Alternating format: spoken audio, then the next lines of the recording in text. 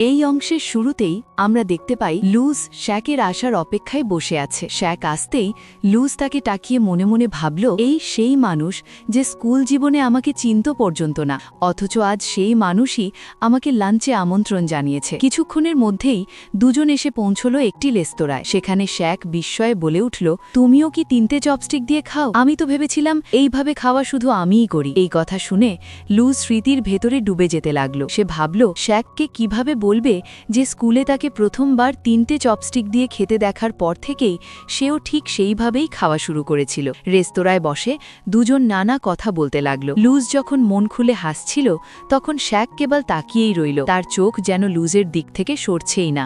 কিছুক্ষণ পর শ্যাক বলল, তুমি আমাকে এক মেয়ের কথা মনে করিয়ে দাও, যার সঙ্গে আমি শৈশবে দেখা পেয়েছিলাম। সবকিছু পরিষ্কার মনে নেই, শুধু এটুকু জানি একদিন কিছু দুষ্কৃতকারী আমাকে খুব মারছিল, তখন সেই মেয়েটাই আমাকে তাদের হাত থেকে বাঁচিয়েছিল, আমাকে উঠে দাঁড়াতেও সাহায্য করেছিল। এরপর আমরা দুজন একসঙ্গে খেলতাম। আমি তাকে কিছু বলেছিলাম বোধহয়, কিন্তু ঠিক কি বলেছিলাম তা আর মনে নেই। এই কথা শুনে লুজ ভীষণ অবাক হয়ে যায়। তার মনে হয় এর মানে শ্যাক এখনও তাকে মনে রেখেছে। শ্যাক আবার বলে, আমি জানি না সেই মেয়েটা এখন কোথায়, তার নাম কি ছিল, কিন্তু তখন সে আমার কাছে ভীষণ ভালো লেগেছিল, এতটাই ভালো লেগেছিল যে আজও তাকে ভুলতে পারিনি। এই কথা শুনে লুজের চোখে অশ্রু জমে ওঠে। শ্যাক তখন জিজ্ঞেস করে, তুমি কাঁদছো কেন? লুজ হালকা হাসি নিয়ে বলে, কারণ তোমার এই গল্পটা ভীষণ কিউট। তবে সে তখনও বলে না যে সেই শৈশবের মেয়েটি আসলে সেই। এরপর দৃশ্যে হানিয়াকে দেখানো হয়। এক ছেলে তাকে বিরক্ত করছিল, তার সঙ্গে সিনেমা দেখতে যাওয়ার জন্য জোর করছিল।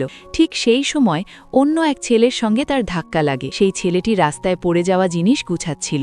ধাক্কার কারণে সে হানিয়ার পায়েও ধরে ফেলে এবং অনুরোধ করে যেন তার জিনিসগুলো নষ্ট না হয়। অন্য ছেলেটি রেগে গিয়ে চেঁচিয়ে ওঠে, তার কারণে সে পড়ে গেছে, কিভাবে তার এত সাহস হলো ধাক্কা দেওয়ার। তখন লুজ এসে সেই ছেলেটিকে সেখান থেকে তাড়িয়ে দেয়। এরপর লুজ সেই বুদ্ধিমান ছেলেটির সঙ্গে সুন্দরভাবে কথা বলতে থাকে। ছেলেটি হানিয়ার সৌন্দর্যের প্রশংসাও করে। হানিয়া জানতে পারে এই ছেলেটি গণিতে একজন জিনিয়াস, তাই সে তার কাছে কিছু বিষয় বুঝে নিতে চায়। আসলে হানিয়ার মনে এই ছেলেটির প্রতি ইতিমধ্যেই গভীর আকর্ষণ জন্মে গেছে, তাই সে তাকে ভালোবাসার চোখে তাকিয়ে দেখছিল।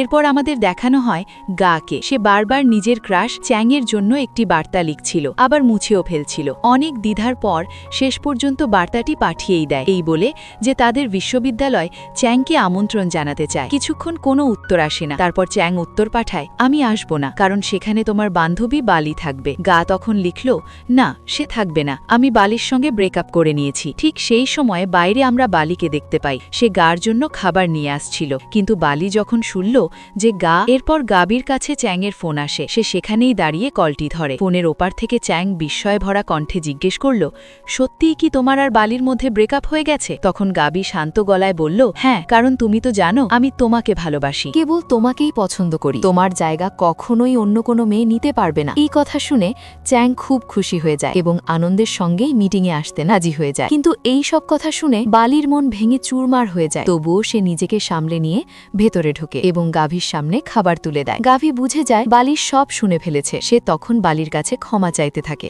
কিন্তু বালি এমন ভান করে থাকে যেন তার কিছুই হয়নি। সে চুপচাপ সেখান থেকে চলে যায়। বালি চলে যাওয়ার পর গাভী খাবারের দিকে তাকায়, দেখে সবকিছুই তার খুব প্রিয়। তখনই সে খাবার হাতে নিয়ে বালির পেছনে দৌড়ায় এবং তাকে থামতে বলে, কিন্তু বালি থামে না, বরং দৌড়াতে শুরু করে। শেষমেশ গাভী তাকে ধরে ফেলে এবং খাবার ফিরিয়ে দিয়ে বলে, আমাদের মধ্যে তো ব্রেকআপ হয়ে গেছে, তাই তোমার এসব করার কোনো দরকার নেই। বালি তখন কাঁপা গলায় বলে, তোমার সুখ দুঃখে আমি সব সময় পাশে থেকেছি, যখনই তোমার আপনজনের প্রয়োজন পড়েছে তখনই আমি তোমার হাত ধরেছি, তারপরও তুমি কিভাবে আমাকে ছেড়ে যাওয়ার কথা ভাবতে পারো? গাভী তখন জোরে চিৎকার করে বলে ওঠে, আমি স্বীকার করি তোমার সঙ্গে ডেট করাটা আমার ভুল ছিল। আমি একজন খুবই খারাপ মানুষ, এতটাই খারাপ যে চ্যাংকে ঈর্ষান্বিত করার জন্যই তোমাকে ব্যবহার করেছিলাম। তুমি চাইলে রাগ ঝাড়তে আমাকে মারতেও পারো, কিন্তু দয়া করে আমাকে চিরদিনের জন্য ভুলে যাও। আমার হৃদয়ে সবসময় শুধু চ্যাংই থাকবে, তাকে আমি চাইলেও ভুলতে পারবো না। তাকে আমি কতটা ভালোবাসি সেটা তুমি ভালো করেই জানো। এই কথা শুনে বালি ভেঙে পড়ে, অঝরে কাঁদতে থাকে। সে কিছুতেই এই বাস্তবতা মেনে নিতে পারছিল না। তবুও নিজেকে বুঝিয়ে সে বলে, আমি তোমাকে ছেড়ে কখনো যাব না, এখন আমাকে যেতে দাও। কালও তো প্রতিদিনের মতো ক্লাসে আগে গিয়ে তোমার জন্য সিট বুক করতে হবে। এই কথা বলে সে ধীরে ধীরে চলে যেতে থাকে। পেছন থেকে গাভী বলে ওঠে, তুমি বুঝতে পারছো না, তুমি যতই চেষ্টা করো না কেন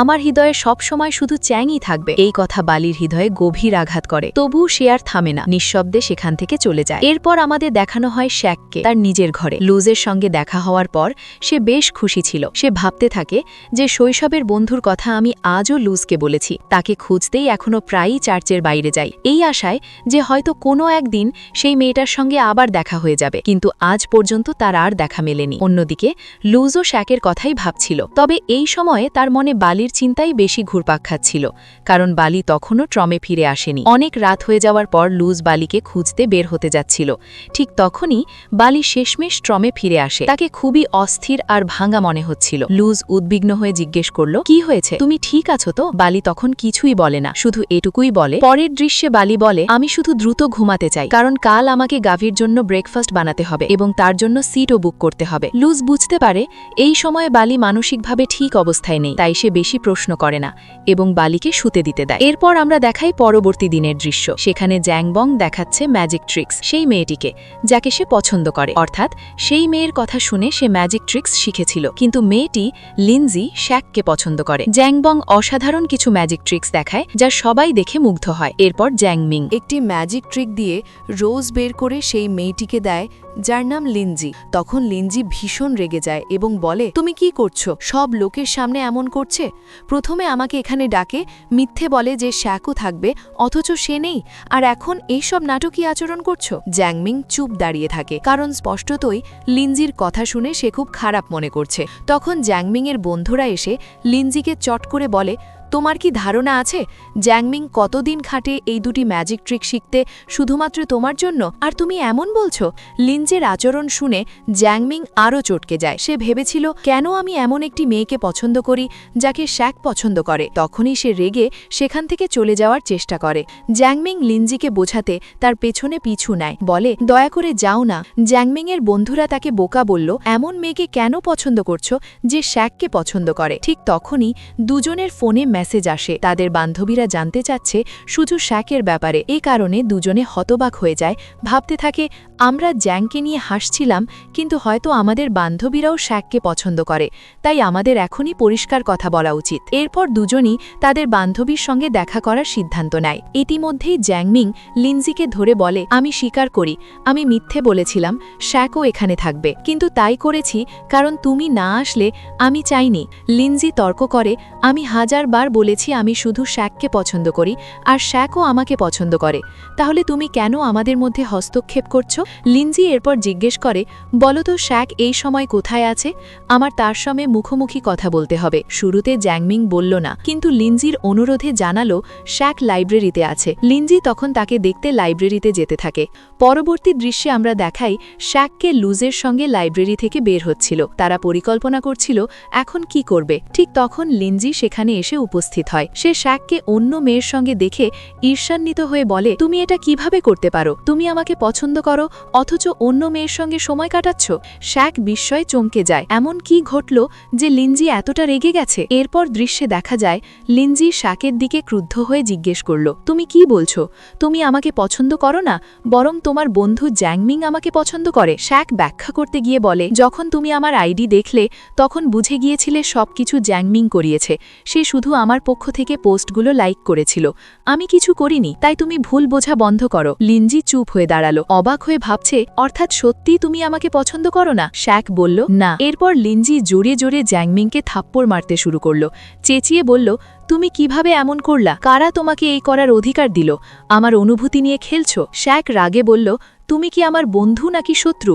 যখন আমি বলেছিলাম লিনজিকে সত্যি বলো না, তখনও তুমি তাকে সব সত্যি বললে কেন? শ্যাক আরও বলে, কারণ আমি চাই না তুমি সবসময় আমার পেছনে দাঁড়িয়ে আমার নামের সুবিধা নাও। তুমি সত্যি মানা শিখবে। এই কথা শুনে জ্যাংমিং এতটা রেগে গেল যে সে শ্যাককে শক্তিশালী একটি ঘুষি মারল। সে বলল, আমি কখনোই কারোর পেছনে থাকি না, তুমি নিজেই সব মেয়েকে আমার কাছ থেকে ছিনিয়ে নাও যারা প্রথমে আমাকে পছন্দ করে। লুজ তখন মাঝে এসে জ্যাংমিংকে শান্ত হতে বলল, একদিন সত্যি লিনজি সব জানতে পারবে। শ্যাক হাসি মিশিয়ে বলে, এই ঘুষির পর যদি তুমি আমাকে নিয়ে রাগ কমাও, আমি খুশি মনে এটা মেনে নেব। জ্যাংমিং কিছুই বলে না এবং দ্রুত চলে যায়। পরবর্তীতে জ্যাংমিং দৌড়ে এসে লিনজিকে থামায়, কথা বলতে বলে এবং বোঝায়, আমি তোমাকে কতটা পছন্দ করি। সত্যি বলতে শ্যাকও তোমাকে পছন্দ করে, কিন্তু শুধু আমি জ্যাংমিং হওয়ায় নিজেকে প্রকাশ করতে পারি না। জ্যাংমিং আরও বলে, লাইব্রেরিতে যখন তুমি ঘুমাতে শ্যাক তোমার ওপর নিজের কোট রাখত, কিন্তু এখন আমি স্পষ্ট করে বলতে চাই সব কোট আর জ্যাকেট আসলেই আমার ছিল। আমি সব সময় তোমার পাশে থাকব, কখনো তোমাকে দুঃখী হতে দেব না। আমি চাই তুমি আমাকে এক চান্স দাও। লিনজি এতটুকু শুনেও চুপ হয়ে যায়। সে এই সব শুনতে এবং বুঝতে এতটাই ক্লান্ত যে কোনো কথা বলার বা বোঝার সাহসী থাকে না, তাই সে দুঃখী মনে সেখান থেকে চলে যায়। এরপর আমরা লুজকে দেখি। সে শ্যাকের আঘাতে ওষুধ লাগাচ্ছে এবং বলে, তুমি ঠিকই আছো, কিন্তু আমি জ্যাংমিং এর জন্য খারাপ লাগছে। সে তো আমার বন্ধু, আশা করি সবকিছু দ্রুত ঠিক হয়ে যাবে। শ্যাক বলে, হ্যাঁ আমিও আশা করি সব দ্রুত ঠিক হয়ে যাবে। এই সময় লুজ লক্ষ্য করে সে শ্যাকের কতটা কাছে এসে গেছে। শ্যাক ও লুজের দিকে তাকিয়ে থাকে। লুজ ও শ্যাককে মনোযোগ দিয়ে দেখছে। দেখা যাচ্ছে তারা একে অপরের কাছে সত্যিই খুব কাছে এসেছে।